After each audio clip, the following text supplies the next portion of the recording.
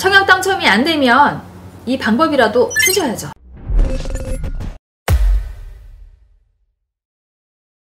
미자분들 안녕하세요. 미세스 머니입니다. 자, 2021년 새해를 맞이해서 오늘은 제가 부동산 재테크 강의를 해보려고 합니다. 자, 그래서 오늘은 1탄 청약 준비하시는 분들 많으시죠?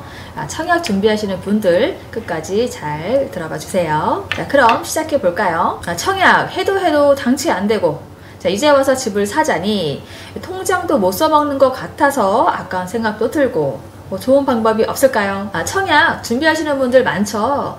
그런데 이 청약 준비하시는 분들은 이 청약만 보시더라고요. 이 청약이 전부인 줄 아시는 것 같은데요. 하지만 청약 당첨이 그리 쉬운가요? 지역마다 이런 분들 계실 거예요. 동탄 이신도시만 하더라도 많은 분들이 이제는 기다리다가 지쳐버린 동탄역 대방 2차, GTX 동탄역 초역세권 황금 입지. 몇 년 전부터 이 대방 2차 기다리느라고 전세 사시는 분들 계시는데요. 대방 2차요. 자, 그거 계속 미루고 해서 드디어 올해 분양할 예정에 있어요. 저한테 상담 오시는 분들, 많은 분들이 이 청약을 해보려고 집을 안 사고 있었다 하시더라고요. 자, 2년 전에 차라리 집을 살걸. 자, 이제 와서 후회해도 소용이 없죠. 자, 그때 샀으면 2, 3억은 올랐잖아요. 자, 그때 제 말을 안 듣고선 당첨도 안 되죠. 집값은 이미 올라 버렸죠. 집값만 올랐나요? 전세값도 올랐어요. 그때 그 전세금으로 집을 샀었어야 했죠. 제가 안타까운 마음에 이런 분들께 상담을 해드리는데요. 이런 분들이 많을 것 같아서 여러분들께 그 방법을 알려드리겠습니다. 청약 당첨되면 말이 필요하겠습니까? 정말 좋죠. 내 집 마련하는 최고의 방법이 아닌가 싶어요. 하지만 이 청약 경쟁률 나오는 거 보면 다들 아시잖아요. 당에는 몇십 대 1에서 몇백 대 1. 분양가 상한제 지역은 어떤가요? 서울, 경기, 인천 다 넣을 수가 있으니 기타 경기 같은 데에는 몇백 대 1에서 1000대 1, 몇천 대 1까지도 나오죠. 이런 게 되겠어요, 여러분? 안 됩니다. 전생에 나라를 구해야 되는 거예요. 자, 그러면 언제 될지도 모르는 청약, 기억없이 떨어져도 또 넣고, 떨어져도 또 넣고. 자, 언제까지 그렇게 하실 건가요?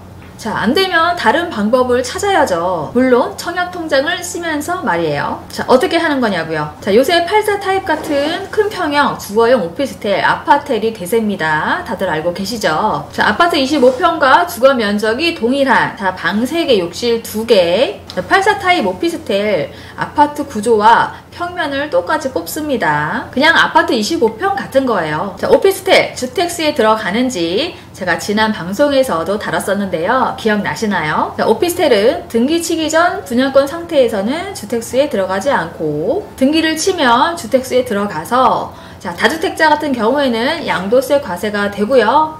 청약 시에는 주택수에 들어가지 않는다. 자, 모르시는 분들 지난 영상 한번 보고 오세요. 자, 이런 걸 알고 써먹어야 됩니다. 자, 오피스텔 청약은 청약 통장이 없어도 되고요. 분양하는 단지마다 다르지만 또 지역에 상관없이 만 19세 이상이면 누구나 신청할 수 있다는 거예요. 게다가 전매 제한이 없는 곳도 있어요.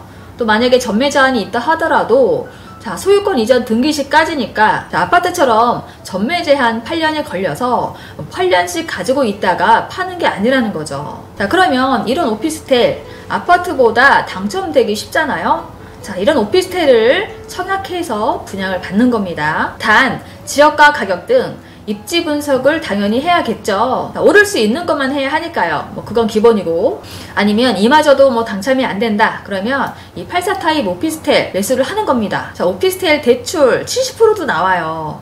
내 돈 많이 안 들이고 집을 살 수가 있어요. 그리고 2년을 거주하시는 거예요. 그리고 아파트 청약 계속해서 넣어보는 거예요. 자, 오피스텔은 분양권일 때에도 주택수에 안 들어가고, 등기를 쳐도 청약할 때는 주택수에 들어가지 않는다고 했잖아요. 자, 무주택 상태로 계속 아파트 청약을 넣는 거예요. 자, 아무것도 안 하고 청약 넣었을 때랑 이 무주택 상태인 이 조건은 똑같다는 거예요. 자, 그리고 드디어 아파트 청약 당첨이 됩니다.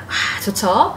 자, 그러면 아파트 청약 당첨돼서 입주할 때까지 얼마나 걸리죠? 3년은 걸립니다. 자, 그러면 아파트 입주하기 전에 그 오피스텔을 파는 거예요. 자, 오피스텔 이미 2년 거주 요건을 마쳤기 때문에 비과세를 받을 수 있고, 자, 입지 좋은 곳을 잘 선택해서 들어갔으면 못해도 인력은 몰랐을 겁니다. 청약의 제약도 받지 않고 아파트 청약 넣을 수 있고, 그러면 내가 가만히 전세로 앉아있는 것보다 1, 2억을 벌게 되는 거예요. 자, 1, 2억 번 거. 자, 아파트 청약 당첨됐으니까 나중에 입주할 때 잔금에 보태서 쓰던지 아니면 이 1, 2억 가지고 또 다른 재테크를 해도 되는 거고요. 자, 아파트도 따져보면 똑같습니다. 자, 청약만 기다리지 마시고 오를 것 같은 아파트는 일단 사세요. 자, 2년을 거주합니다. 자, 하지만 아파트 청약 넣을 때는 아까 오피스텔이랑은 달랐죠? 이미 1주택자가 된 겁니다. 자, 이미 1주택자가 됐는데 청약을 어떻게 해요? 이러신 분들 가점 높아요, 안 높아요? 안 높죠. 어차피 추첨으로 하실 거 아니에요. 어차피 가점이 안 되니 추첨으로 넣을 수밖에 없고, 자, 1주택도 1순위 되는 거죠. 1주택 상태에서 처분 조건으로 추첨제에 넣으시란 얘기예요. 자, 청약 당첨만 기다리다가 2, 3년 시간 까먹지 말고, 자, 다른 집을 샀으면 이미 2, 3억은 올랐겠죠. 그럼 청약 당첨된 아파트 입주하기 전에 기존 아파트를 2년 비과세, 2년 거주해서 비과세로 파는 겁니다. 기존에 샀던 아파트 2년 거주하고 비과세 받고 팔면 끝! 여러분, 이 청약만 답이 아닙니다. 자, 1주택에서 시세 차익도 보고 청약도 하시란 거예요. 자, 하지만 이렇게 갈아타기를 할 때 또 따져봐야 될 게 있어요.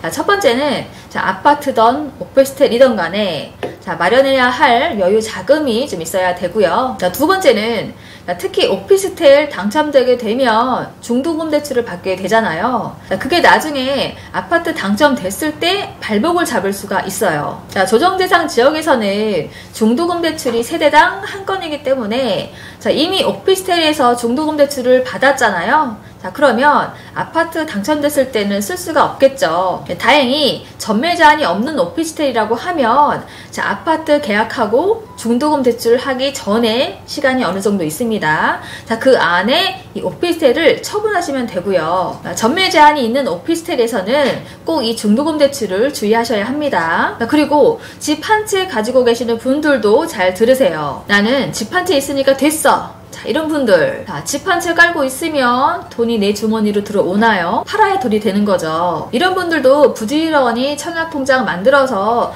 계속 청약을 넣어 보시라는 거예요. 자, 여러분들 한마디로 갈아타기를 하란 얘기예요. 자, 갈아타기를 계속 하면서 이 종잣돈을 계속 불리세요. 내가 지금 살고 있는 집이 하나도 안 올랐어요.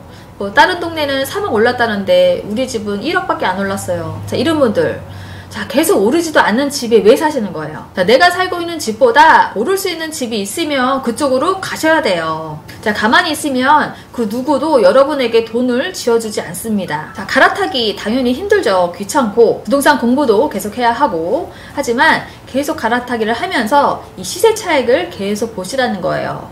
자, 내가 한번 갈아타서 1억이 생겼어요. 자, 1억 가지고 상가나 오피스 같은 수익형 부동산 사면 자, 월 100만원도 못 받죠. 자, 그 돈을 가지고 시세 차익이 나는 곳으로 또 갑니다. 이 종잣돈이 3억으로 불려졌어요.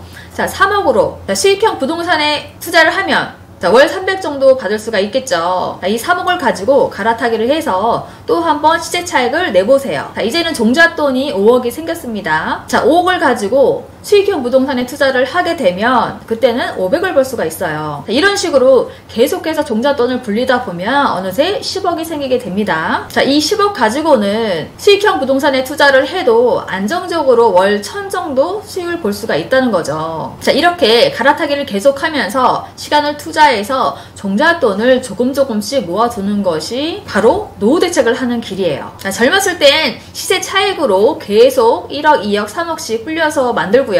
어느 정도 큰 목돈이 만져졌을 때 그때는 안정적인 상가나 오피스 등 자, 이렇게 수익이 날 수 있는 수익형 부동산으로 갈아타기를 하는 거예요. 자, 이때 나오는 수익금으로 내 노후가 보장이 된다는 거죠. 자, 우리는 이러한 목표를 가지고 부동산을 접근해야 합니다. 자, 이렇게 해야 우리도 노후에 월세 받으면서 편안하게 노후를 보낼 수가 있어요. 자, 어떠세요? 목표가 생기지 않으세요? 구독자분들, 자, 아직 늦지 않았습니다. 자, 저와 함께 이 부동산 공부 열심히 하면서 종잣돈 10억 만들기 꼭 목표를 세워보자고요. 그럼 오늘도 미세스머니 덕분에 종잣돈 10억 만들기 목표를 세우게 됐다라고 생각하시는 분은 구독과 좋아요를 꼭꼭 눌러주세요. 그럼 저는 다음 시간에 만나요. 안녕!